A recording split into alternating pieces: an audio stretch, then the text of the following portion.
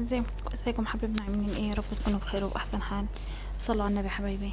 متنسوش في اللايك والاشتراك في القناة عشان عايزين القناة تكبر بيكم ان شاء الله. متنسوش تكتبوا لي كومنت حلو كده ودعوة حلوة منكم. بصوا يا حبايبي، ان شاء الله النهارده الغدا بتاعنا هنعمل صينية مكرونة نجرسكو وهنعمل بانيه. تمام. ده يا حبايبي نص كيلو بانيه، وهحط عليه ده اللي في الطبق الاحمر ده نص كيلو بانيه. تمام.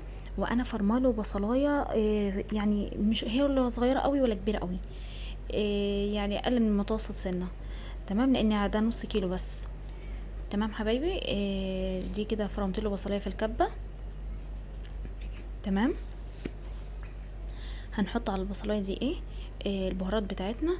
البهارات بتاعتنا حبايبي ملح، فلفل اسود، 7 بهارات. حبايبي السبع بهارات دي تقريبا انا بدخلها في اكل كتير لان هي بتغنيني عن بهارات كتير. تمام. اديني انا بحط الفلفل الاسود، وادي الملح. معلش يا حبايبي يا حبايبي، بعتذر عن الاضاءه. دي كده حطيت الملح والفلفل الاسود. تمام. هنحط كده دلوقتي 7 بهارات اهو يا حبايبي زي ما شايفين كده. وهدعك كل ده في بعضه كويس جدا. تمام. الحله اللي انا حطاها دي اللي شايفينها بتطلع بخار، دي كنت حاطه الميه بتاعه المكرونه عشان نسلق المكرونه فيها. تمام حبايبي، زي ما شايفين كده ندعك كله في بعض. التوابل كلها تدخل في البانيه. تمام. بصوا، عندكم اختيار بقى. لو حضرتك مش مستعجله ان انت تعملي الاكل وكده، لا سيبيه شويه. هو البانيه اصلا بيشرب التتبيله بسرعه لان صدور الفراخ بتبقى خفيفه. لو حضرتك ما عندك وقت سيبيه شويه. لا ما عندكيش وقت زي حالاتي، أنا كنت متاخره النهارده في الغدا.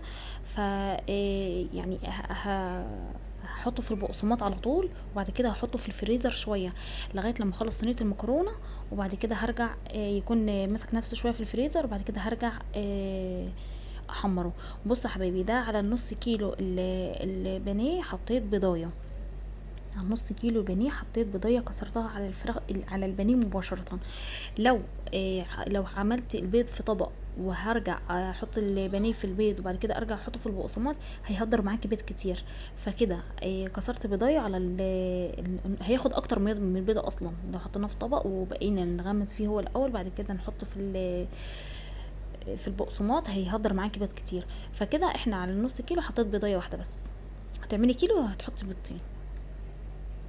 تمام. كده انا كسرت البضايه وعملتها كلها في البانيه. دلوقتي انا بجيب البقسماط المطحون. بقسماط مطحون يا بنات. حضرتك عايزه تجيبيه من الافران، الفرن اللي هي بتبيع عيش فينو كده، ماشي. عايزه تجيبيه من عند العطار هاتيه. بس اللي انا بحب اللي اجيبه من عند العطار، ليه؟ اللي عند العطار يا حبايبي بيبقى فاتح شويه عن اللي بتاع الافران. جبت بتاع الافران لقيته غامق شويه، فما حبيتش ان انا اعمل بيه. بتاع العطار بيبقى فاتح يا حبايبي. هي الاضاءه بس، معذره والله يا بنات، معذره على الاضاءه، كانت الاضاءه عاليه جدا. هو تقريبا مش بقسماط ده، يعني انا ما اعتقد كده ان هو ده كورن فليكس. كورن فليكس فاتح كده يعني شويه ظاهر. كورن فليكس مطحون، طحنينه ناعم تقريبا من عند العطار. انا ما جبتش من عند من الفرن. بتاع الفرن مش بيعجبني حبايبي، بيبقى بحس ان هو بيسود كده في الايد بقى. هو بصوا بقول لكم ثواني وهرجع لكم تاني في الحته دي. بصوا يا بنات، بالايد اللي انا دعكت بيها البانيه كلها، هجيب من الطبق الاحمر احط فيه البقسماط، وبالايد التانية النظيفة هفضل ادوس على البانيه، احطه كده في البقسماط الناعم وهفضل ادوس عليه بالايد النظيفة. تمام. هرجع لكم تاني يا بنات للبقسماط. على فكرة ممكن حضرتك تعمليه في البيت، يعني ممكن لو عندك عيش فينو جبتيه مثلا وقعد عندك كتير، قعد في التلاجة كتير، ممكن حضرتك تنشفيه وتضربيه في الكبة، هيبقى معاكي احلى بقسماط. اهو يا حبايبي، هجيب صينية طبق من يمين بيدخل نحط عليه البانيه ونحطه بعد كده في التلاجة. عندك اكتر لو حضرتك جايبة كمية وهتعملي اكتر من طبقة، فممكن تحطي بين طبقة وطبقة كل طبقة بانيه كيس تلاجة. حضرتك ست بيت شاطره واكيد فاهمه كده. هتحطي بين كل طبقه وطبقه كيس تلاجة. تمام، عشان البانيه لما يدخل الفريزر ويتجمد ما يمسكش في بعض. كل بين كل طبقه. بصي حبايبي، بايدي التانية النظيفه هفضل احط البقسماط بين كل طبقه وطبقه، احط كيس تلاجة. انا عملت كميه قليله لان انا ما كنتش هاكل من الاكل ده. إيه، ما كانش مصرح لي يعني في اليوم ده، علشان انا عامله دايت وكده، ما كانش مصرح لي في اليوم ده ان انا اكل الاكل ده خالص. فكان زوجي وحور بس اللي اكلوا مني. فانا عملت حاجات قليله يعني، حتى صينيه المكرونه هعملها في صينيه صغيره. تمام.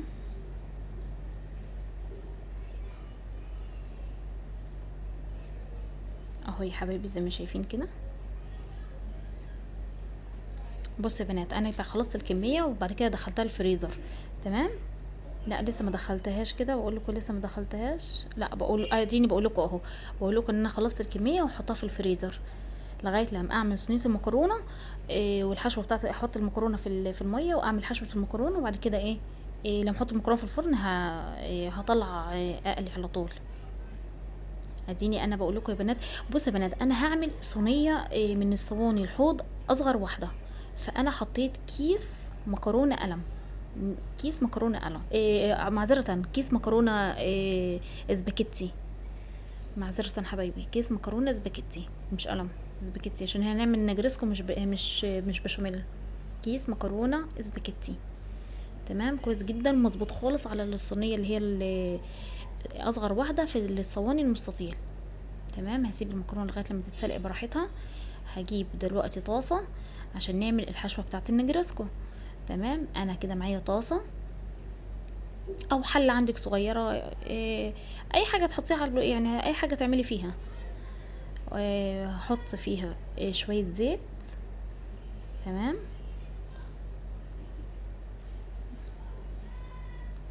شويه زيت كده اهو. تمام. وهنزل على طول بالفراخ اول ما الطاسه دي تسخن. هنزل على طول. انا كان عندي يا بنات صدر فرخه في التلاجة. تمام. فببص في الفريزر كده لقيته، فرحت قلت خلاص بقى انا اطلعه واعمل بيه صينيه نجرسكو صغيره يعني. كنت قبل كده خليه يعني من عندي من فرخه وكده، فلقيته في الفريزر. كنت جايبه حاجه بحطها في الفريزر، فرحت لقيته وقلت اعمل بيه بكره بقى صينيه مكرونه نجرسكو يعني. بنشيل الحاجات اللي وقعت من البقسماط، التتبيله بتاعه البانيه، ننضف حوالينا كده. تمام. استني الطاسه تسخن. هنزل بصدر الفرخه. بصدر الفرخه يا حبايبي. صدر الفرخه ده دلوقتي هيبقى كتير لان لسه هنضيف عليه حاجات تانية. تمام يا حبايبي. صدر الفرخه كده.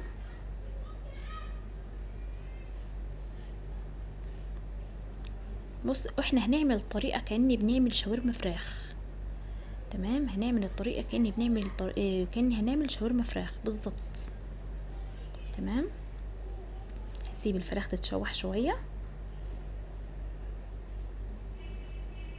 تمام يا حبايبي كده.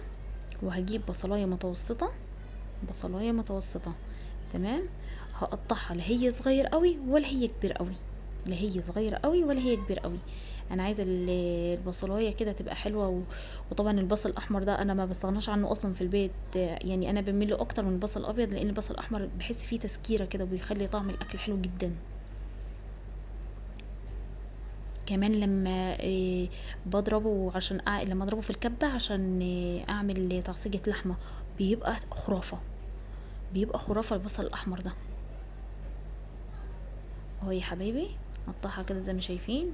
هو اصلا كده كده يعني لما بيتحط على النار وكده فهو تلاقيه بيكش وحده شويه كده.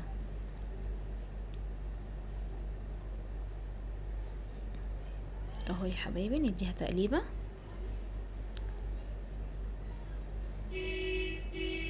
ومعانا المكرونه بتتسلق على العين التانية. تمام.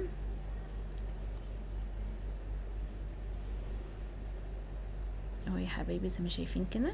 بفكك البصل من بعض. هو دلوقتي هيفك كله هيبقى تمام، متقلقوش. ربنا يحسن ما بين ايديكم يا حبايبي وتعملوا احسن من كده بكتير. اهو يا حبايبي. بص يا بنات، هنا دبلنا البصل، سيبناه لغايه لما يدبل بس. تمام، نزلت عليه بفلفل اخضر، ودلوقتي هنزل عليه بفلفل الوان. فلفل الوان انا مطلعاه من الفريزر، العلبه دي انا مفرزاها اصلا، مطلعاها من الفريزر. للعلم حبايبي، الفلفل الالوان مش بنسيبه يفك، بيطلع من الفريزر على طول بنشتغل بيه. اه، مش بنسيبه يفك خالص. لما بيفك هيطرى معاكي، وهتلاقيه نزل ميه كده، مش بيبقى حلو خالص يعني، مش بيبقى احسن حاجه. فبصوا حبايبي، اديني انا نزلت عليه كده بفلفل الوان. طبعا فلفل الالوان اصلا حلو وفيه قيمه غذائيه، يعني انا بحب دايما استخدم فلفل الوان. وشوف شايفين هو اصلا الالوان في الطاسه يعني الوان، الوان شكلها جميل في الطاسه، شايفين تفتح النفس. متنسوناش بدعوه حلوه يا حبايبي. بقى هنبهر هنا، هنبهر بايه؟ هنبهر بملح وفلفل اسود، فقط لا غير، ملح وفلفل اسود بس، ملح وفلفل اسود بس. بس هنديها تقليبه كده.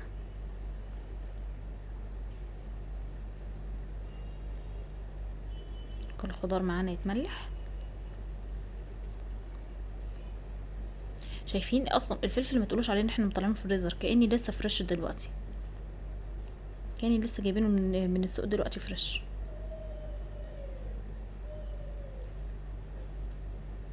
حلو جدا يا بنات، جميل والله، هي الصينيه اصلا جميله جدا.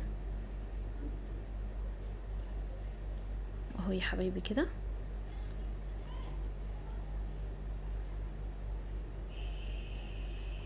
تمام. طيب انا كده خلاص خلصت الحشوه بتاعه المكرونه النجريسكو، وصفيت المكرونه كمان، سيبها في الحوض بتنزل الميه بتاعتها. بصوا حبايبي، هنا معايا معلقتين سمنه، معلقتين سمنه. تمام. عايزه تحطي معلقه سمنه، معلقه زبده، مفيش مشاكل. دي انا حطيت معلقتين سمنه. تمام. هنزل عشان انا بقول لحضرتك ان انا هعمل صينيه صغيره من الصواني المستطيل، وهنزل عليهم بمعلقتين دقيق. تمام. حسيت المعلقه الدقيق التانية مش مليانه قوي، رحت رجعت حطيت نص معلقه تاني. بس هم اصلا التوتال معلقتين دقيق على معلقتين السمنه، معلقتين دقيق. معلقه هراميه سمنه يبقى معلقه هراميه دقيق. فاهمين حبايبي؟ تمام. انا بالفعل المعلقه التانية ما كانتش مليانه قوي، فرحت رجعت حطيت نص معلقه تانية، هحطها قدامكم كمان. تمام. هنقلب كده اهو البشاميل، هنقلب الدقيق في السمنه عشان نعمل البشاميل. هنقلب شويه كده لغايه لما ريحه الدقيق تطلع. مش هنحمص يا بنات، مش هنحمص الدقيق، لا، يعني مش هنخليه ياخد لون. فاهميني؟ يعني حضرتك فاهماني؟ مش هخليه ياخد لون، يا دوب هشم الريحه بتاعته، شم الريحه بتاعته بس تطلع كده. وهنزل عليه بكيلو لبن. يعني هو انا مخدتش كيلو بالظبط، يعني هو كان كيلو باقي الا كوبايه كده. عملت بيها عصير كمان يعني. كملت عليهم ميه عشان كان اخر شويه لبن عندي، وعملت بيها عصير. اه يا حبايبي، زي ما شايفين كده، ايد بتنزلت باللبن وايد بتقلب على طول. اللبن ده على فكره انا مطلعاه من التلاجة، ما غليتهوش ولا اي حاجه خالص، يعني انا كنت غالياه، كان زوجي جايبهولي من بالليل، غليت وحطيت في التلاجة على طول. ما يعني انا بنزله على كده هو طالع من التلاجة. ايد بتنزل اللبن وايد بتقلب يا حبايبي. ان شاء الله مش هيكلكع منك ولا هيتكتل منك ولا اي حاجه خالص. ايد انزل بيها اللبن وايد قلب على طول. تمام. هنا هنبهر بايه بقى؟ محور البشاميل ده هنبهره بفلفل اسود وملح. طيب حضرتك مش عايزه البشاميل بتاعك يبقى لونه غامق، بهاري بفلفل ابيض. لا، مش فارق معاكي اللون، يبقى خلاص بهاري بفلفل اسود عادي. اهو الملح اهو، واحط فلفل اسود دلوقتي.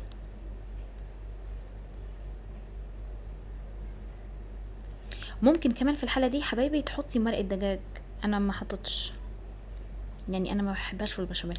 مره جربتها ما عجبتنيش، فما ما حبيتهاش يعني. فممكن حضرتك تحطي في المرحله دي واحده مرقه.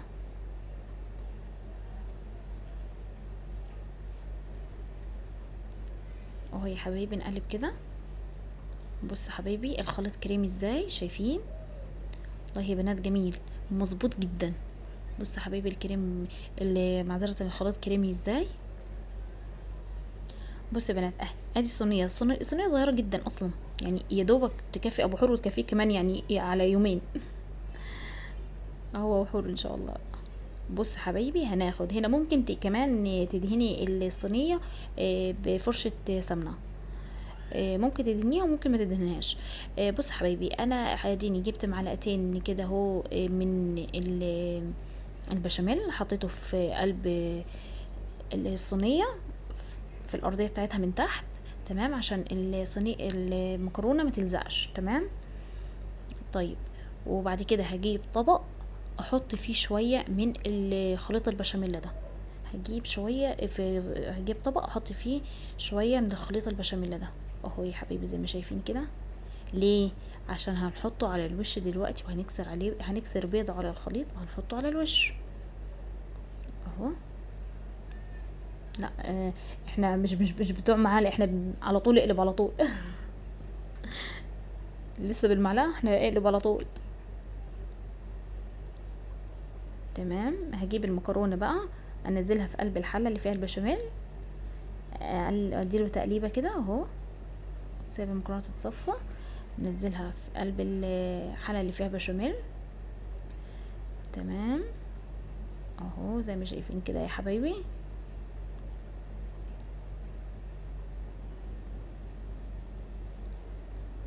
هقلبه كويس في قلب البشاميل يا حبايبي، نخلي البشاميل اللي يمسك في كل مكرونيه فيها، نقلبه كويس كده اهو، تمام. نشيل دي دلوقتي مش عايزينها. هنجيب بقى الصينيه اللي هنحط فيها،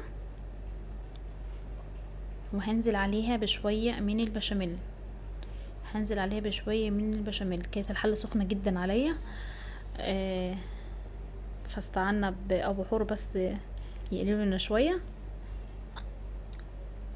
تمام. اديني حطيت شويه مكرونه في ارضيه الصينيه، هنزل عليها بالخلطه بتاعه الفراخ الجباره دي اللي شكلها مغري جدا، شايفين؟ والله يا بنات كانت كل حاجه مظبوطه على الشعره، المكرونه والبشاميل والخلطه بتاعه الفراخ، لان هي اصلا الصينيه صغيره، فاهميني؟ فانا لقيت صدر الفراخ ده لقيته محطوط كده في الفريزر، تعالى هنعمل بيك احلى صينيه مكرونه جريسكو. تمام يا حبايبي اهو، اهو يا حبايبي كده هننزل بالباقي، تمام، باقي المكرونه كده نغطي الصينيه، تمام. والله يا بنات معلش انا اسفه جدا وبعتذر على الاضاءه، انا اسفه جدا الاضاءه كانت عاليه، معلش اعذروني.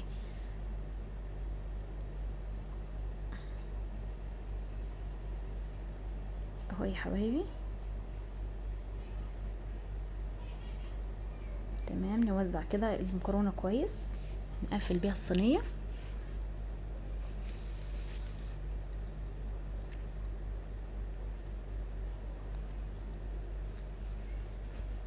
زي ما شايفين يا بنات كده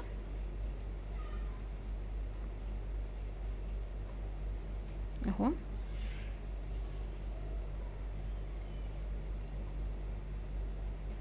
وجبت ادي شويه الخلطه اللي احنا خدناهم الاول، هكسر عليهم بيضه واحط لها ملح وفلفل، اكسر بيضه احط لها ملح بقى وفلفل،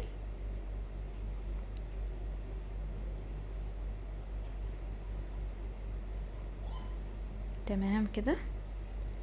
هنرب بقى البيضه في قلب الخليط ده كويس جدا، وبعدين انزل بيه على الصينيه، ملح،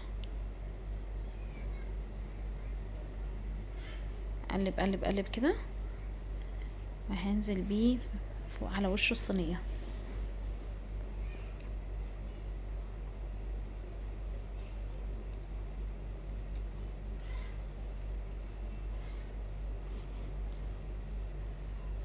ايوه قلب قلب قلب كده، تمام.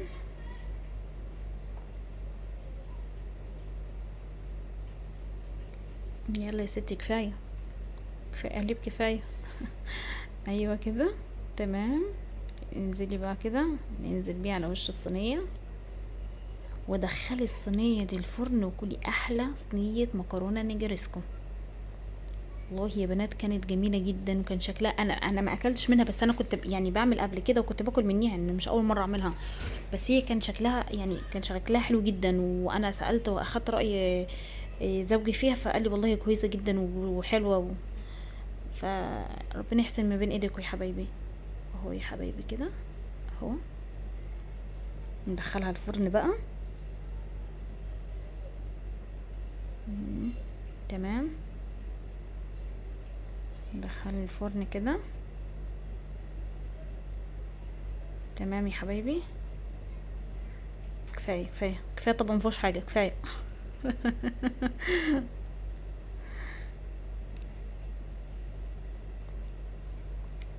تمام، هنقلي كده البانيه.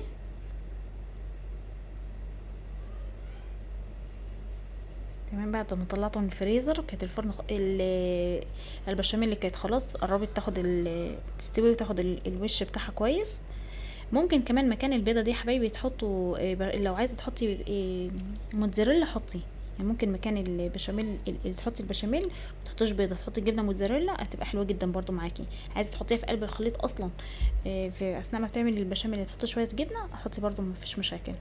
هنا جبت طاسه، حطيتها على النار وحطيت عليها شويه زيت، وبنقلي البانيه بتاعنا. احنا كده خلاص خلصنا، والجماعه اللي مجوعينهم من الصبح ومستنيين الغدا، احنا كده خلاص تمام. اهو. وهنا بقول لكم شويه اللبن اللي كانوا متبقيين من البشاميل، من الخليط اللي كنت بعمل بيه البشاميل، زودت عليهم شويه ميه من الساقعه من التلاجة، وهنعمل عصير جوافه باللبن. كانوا شويه جوافه عندي في التلاجة، قربوا يبوظوا، نسيبهم يبوظوا ولا نستخدمهم في حاجه مفيده؟ نستخدمهم في حاجه مفيده طبعا. اكيد كلكم رديتوا عليا قلتوا لي كده، وانا سامعاكم. طيب، بصي يا حبايبي، اسهل طريقه تخلي بيها البذر بتاع الجوافة هي دي. تقسمي الجوافة اتنين، وبمعلقة صغيرة، معلقة الشاي دي، وهتشيلي حضرتك تدوري، بصي كأنك بتقوريها كده، وتشيلي البذر بتاع الجوافة. اهو يا حبايبي، اسهل طريقة. شايفين؟ شايفين سهلة ازاي؟ لو عندك 10 كيلو جوافة هتشيليهم في دقايق.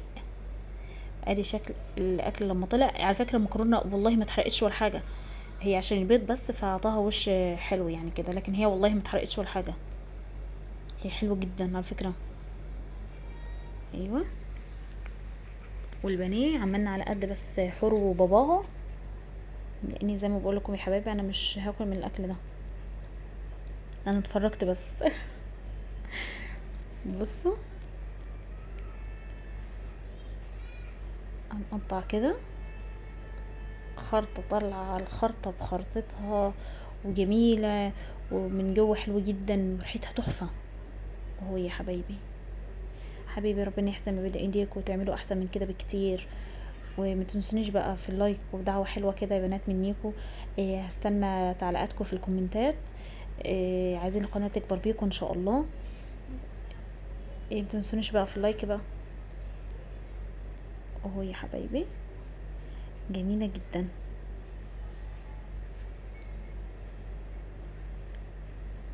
بصوا، شايفين يا حبايبي؟ اهو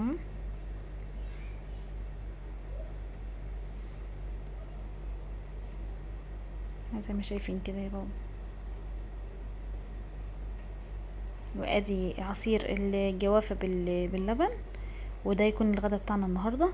يا رب يكون الغدا بتاعنا عجبكم وتكون الطريقه عجبتكم. بس، والى اللقاء في فيديو اخر ان شاء الله يا حبايبي، مع السلامه.